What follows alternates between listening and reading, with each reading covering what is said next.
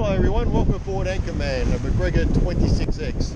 Currently we're sailing in the Whitsunday Islands.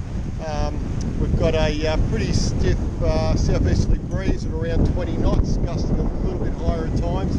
Sea's about a metre slightly under. It's gotten a little bit choppy over the last hour we've been out here. As you can see, we're moving along quite comfortably. We've got a full main up. We've got our 100% jib, and we're sitting on around 6 knots of boat speed as we're heading to our next destination. All in all, a great day in paradise. Happy sailing.